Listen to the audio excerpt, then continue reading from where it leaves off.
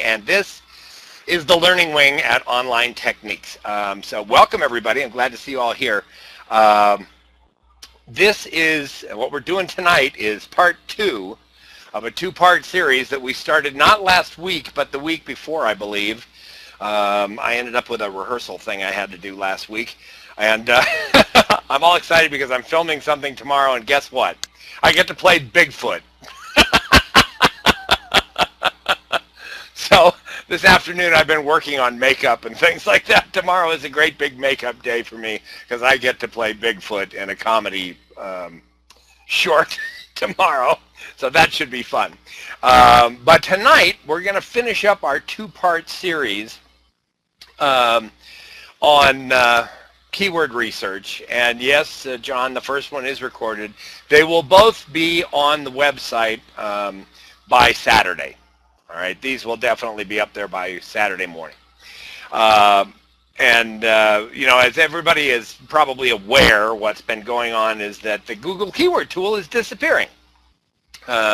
It's been disappearing gradually from different areas geographically. I think it's just probably just about gone for everybody now. Last week we talked about how the entire situation with keywords has changed. And, you know, a lot of people were just all sorts of freaked out by this whole thing. But what we talked about last week is the fact that really you don't have to be that concerned, because what's happened since the big algorithm changes in 2012 that happened in the first half of 2012, that changed the entire game as far as keywords are concerned anyway. And really, I'm not concerned at all about the keyword tool going, because the only thing that I was using it for was to find out how many times something had been searched every month on Google. And because of the way that keywords work these days, I'm not so much concerned with that number anymore. As long as something is searched, I'm okay with it. Now, we used to teach something known as the 100,000 rule, which was, you know, if your competition is less than 100,000 on a narrow search with a keyword and you had at least 1,000 searches a month, then that was a good keyword to be using. Well, it's not that simple anymore, and at the same time, it's much, much, much more simple. The fact of the matter is this, the old style of niche marketing and using keywords, you know, focusing mainly on keywords to get yourself highly ranked for one search term is not nearly as effective as it used to be. In fact, building niche blogs and things like that, if you remember, at the end of 2012, I did a whole series that I was intending on turning into a product on niche blogging and how to nail that #1 spot in Google in 24, 36 hours for the correct keywords. And the fact of the matter is that I never did complete that series. We completed it, but I never did finish it and turn it out because that whole style of doing things is obsolete. If you put together a web page the way that we used to do it then, and you focus really heavily on keywords, then, you know, as the #1 thing, then you will probably actually get the Google slap and end up on page 60. So it's not a matter of doing that anymore. The algorithm has gotten much, much smarter, and in doing so, it's made the composition of a website much easier for us. Now, putting something on the front page of Google tomorrow is almost impossible these days. However, getting found and getting traffic from search engines all over the web is very easy if you give it a little time. Give yourself a month, you know, a month and a half. Work on a website, concentrate on one general subject, and provide good information, either original or curated or both, on that subject, and you will start getting found for the keywords that you target, and you will start getting found for all sorts of keywords that you never even thought of before. Last week in the first session, we went over something called LSI Keywords, latent semantic indexing, and this is outrageously important to what's going on these days. Latent semantic indexing means that the Google algorithm and the other search engines as well, because they copied the whole thing, now look at the underlying subject of a web page. So the one I like to use for an example is the one that Don and I have been working on. It's called tipsabouthealthyliving.com. It's a curated website, which means we don't write the material, we go look for the material, and then we put it all in one place. And it's all about the subject of health, natural health, health supplements, yes, I'm recording, Don, weight loss, things like that. And we will target, keywords such as turmeric, eating carrots, healthy eating, healthy weight loss, fast weight loss for women, things like that. We have a whole list of keywords that we target when we write our introductory posts. However, we get found for all sorts of things that we never targeted. And the reason is because after a period of time, Google is looking at us and saying, number one, they're saying, okay, this is a respectable, good site that has a lot of good information on it about this subject, natural health.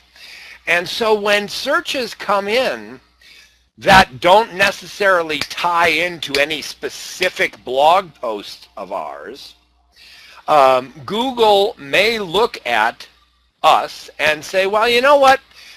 This is about this query is about this subject in general, and this website has something that's close to it, so we're going to put that on the front page because it's about the same subject. And here's why that's important. And I gave you a whole bunch of statistics last week, or in the last lesson, so listen to those and pay particular attention to this one. 25% of all searches entered in search engines are unique. They have never been searched before in exactly the same way. Now, this is because of all sorts of reasons. It's because English might be a second language to the person doing the searching. It's because somebody doesn't know how to,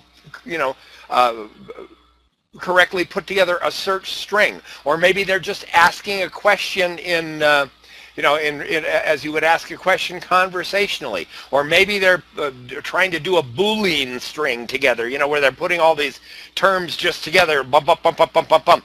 And, as Don and I look at what we're being found for in Tips About Healthy Living, we're being found for some totally nonsensical things. Some search terms that are like 20 words long, that you would never think of. And, the fact of the matter is they've never been searched in that way before, so they can't be indexed by Google.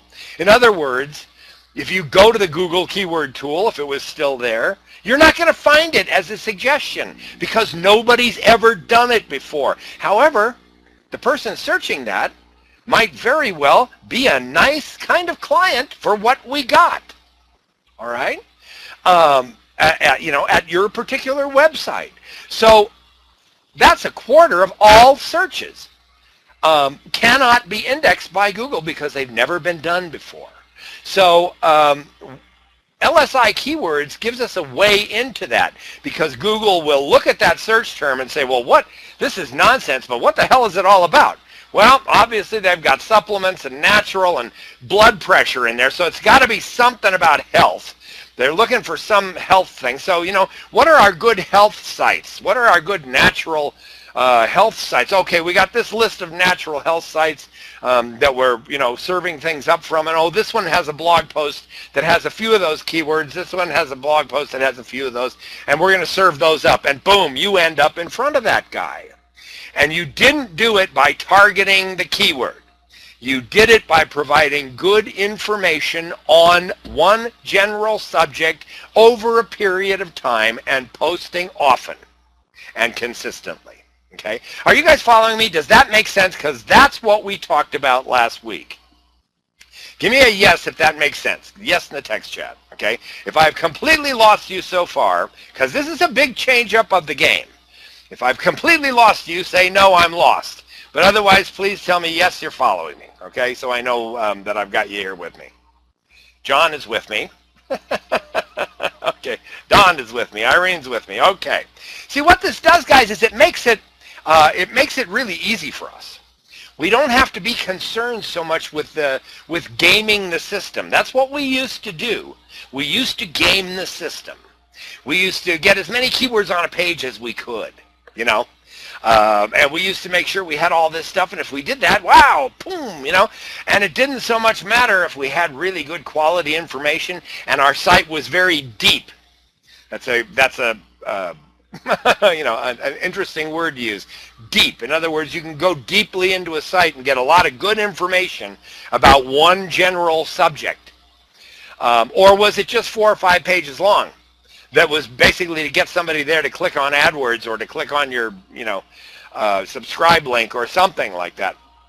So as long as you are concentrating on posting good information based around your general keywords, and those are keywords that are actually searched, no matter if it's 1 time or 10,000 times, just so they are searched, then you're doing the right thing. And you don't have to worry anymore about how many times it's searched, because Google will serve you up for all sorts of things. Now, we're having our quick review, and that's what we've been doing here. This is our agenda for tonight.